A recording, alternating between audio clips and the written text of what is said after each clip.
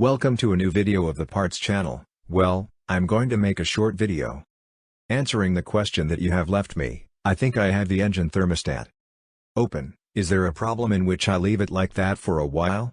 Man.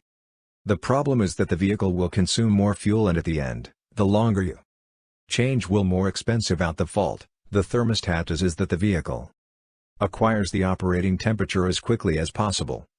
What it does is, basically, stop the flow of water, okay? Because if the flow does not stop, it is like not having a thermostat, okay?